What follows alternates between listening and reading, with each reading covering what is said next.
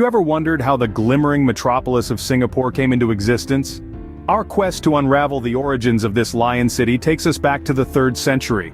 Back then, it was a humble maritime outpost known as Temasek, a name that means sea town in Old Javanese. This small but bustling trading hub was part of the region's vibrant commercial network, with connections stretching as far as China and India. As centuries passed, Temasek's strategic location didn't go unnoticed. By the 14th century, it found itself under the rule of the mighty Srivijaya Empire. It was during this period that Temasek was given a new name, Singapura, which would echo through the ages. But how did this change come about? Well, that's shrouded in the mists of time and legend. According to the Malay Annals, a historical text, the story goes something like this. A prince named Sang Nila Utama was out on a hunting trip on the island. Suddenly, a majestic creature appeared before him. Believing it to be a lion, the prince decided to name the island Singapura, which translates to Lion City in Sanskrit. However, there's a twist. You see, lions have never been native to Singapore. So was it truly a lion that the prince saw, or was it perhaps a Malayan tiger often confused for lions by the early settlers? The world may never know, yet the tale of the prince and the lion persists, deeply woven into the fabric of Singapore's rich history. It's a fascinating narrative, one that adds an element of mystique to the city's past. This tale, whether fact or folklore, has left an indelible mark on the island's identity, branding it as the Lion City. Thus began the journey of the Lion City, the city we now know as Singapore. But how did this island city become a critical spot on the global map? The answer lies in the early 19th century, during a time of exploration, colonization, and trade. In 1819, a British statesman named Sir Stamford Raffles set foot on the shores of Singapore. Recognizing the island's potential, Raffles established a British port, marking the beginning of the British era in Singapore. Raffles wasn't just making a wild guess, he had a clear vision. He saw Singapore's strategic location, nestled at the southern tip of the Malay Peninsula, as a golden opportunity. The island was perfectly situated, right in the heart of Southeast Asia, where it could serve as a vital connection between the East and the West. The British East India Company, a powerful entity controlling much of the British overseas trade, quickly seized this opportunity. They transformed Singapore from a sleepy fishing village into a bustling port. The island's natural deep harbor was ideal for accommodating large ships, and its proximity to the spice routes made it a crucial trading post. As the British influence grew, so did Singapore's status. The island became a melting pot of cultures, a place where traders from India, China, and the Malay archipelago could meet, exchange goods, and forge new relationships. The British introduced a legal and administrative system, built roads, and established a structured economy. Singapore's strategic importance didn't end with its location. The British also recognized the island's potential as a naval base, providing a stronghold to protect their interests in the region. The establishment of the naval base in 1938 further solidified Singapore's position on the global stage.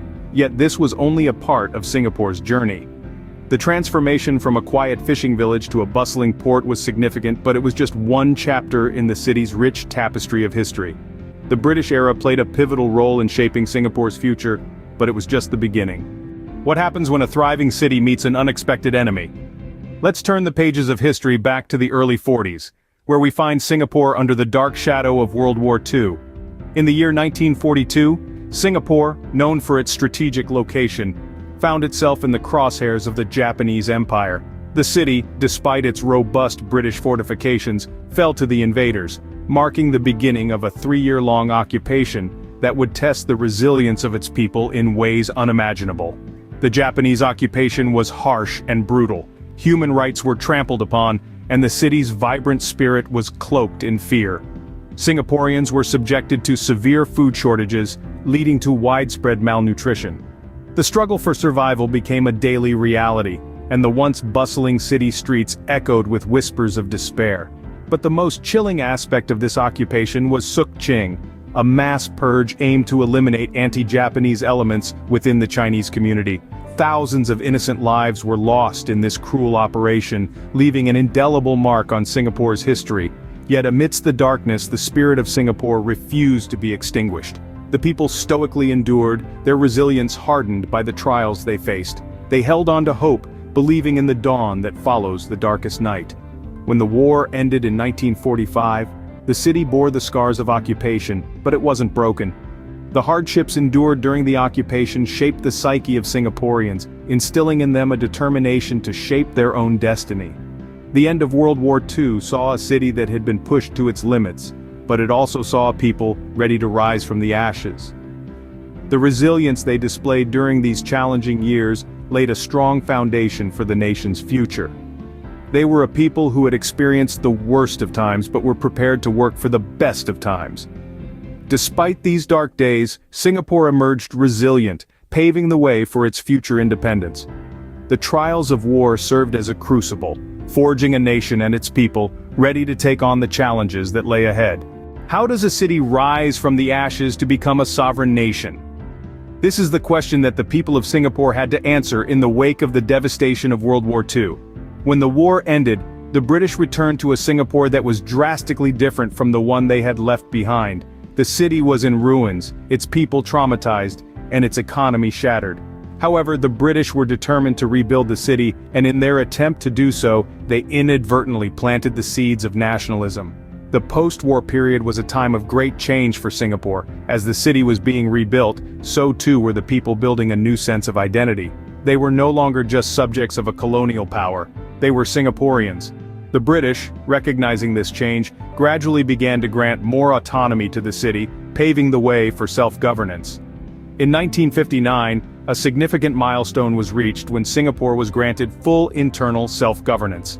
The city-state was now governed by its own people, for its own people. But this was just the beginning of the road to independence. In the early 1960s, Singapore briefly merged with Malaysia, in a bid to form a stronger, unified nation. However, ideological differences and racial tensions led to conflicts, and in 1965, Singapore was expelled from the Federation. This could have been a devastating blow, but instead, it marked the birth of an independent Singapore. The city-state stood alone, but it was not defeated. The people of Singapore, led by their first Prime Minister, Lee Kuan Yew, were determined to build a prosperous, multiracial society. The road to independence was not an easy one. It was fraught with challenges and obstacles, but through resilience and determination, Singapore emerged from the ashes of war to become a sovereign nation. With independence came challenges, but the Lion City was ready to roar. And how does a new nation become a global powerhouse within a few decades? A question that finds its answer in the story of Singapore, the Lion City. In the blink of a historical eye, Singapore shifted gears from a newly independent nation in the 1960s to a global economic powerhouse. This transformation didn't come by chance. It was the result of strategic planning, foresight, and relentless perseverance. Education was a cornerstone of Singapore's growth strategy. The government placed great emphasis on nurturing a skilled and adaptable workforce. Schools and universities were not just institutions, they were the factories that produced the nation's most valuable resource, its people. The education system was designed to equip Singaporeans with the skills needed in a rapidly changing world, creating a talent pool that attracted businesses from around the globe. But what's a skilled workforce without the tools to innovate? Singapore understood this and made technology one of its closest allies. From creating a robust IT infrastructure to fostering a vibrant startup scene, Singapore has always been at the forefront of technological advancements. As the world moved into the digital age, the Lion City was ready to lead the charge. Foreign investment was another major player in Singapore's success story. The government rolled out the red carpet for multinational companies, offering incentives and a conducive business environment. The goal was clear, to make Singapore a hub for international business, and it worked. Today, the city-state is home to over 7,000 multinational corporations. Singapore's transformation is a tale of vision and tenacity. It's about a nation that refused to let its size define its destiny. It's about a people who embraced change, welcomed challenges, and turned them into opportunities. And so stands Singapore today, a testament to resilience and strategic planning, a beacon of progress that shines brightly, illuminating the path for other nations to follow. From a small island to a global powerhouse, Singapore is a testament to what can be achieved when vision, planning, and determination come together. So, what can we learn from the history of Singapore? From its obscure origins through the British colonial period that recognized its strategic value, to the grim times of World War II, Singapore's story is rich and varied. It's a tale of a nation's tenacious journey toward independence, culminating in the bustling, modern city-state we see today. The history of Singapore is a fascinating journey of resilience, strategic planning, and continuous transformation. It's a story that continues to inspire nations around the world.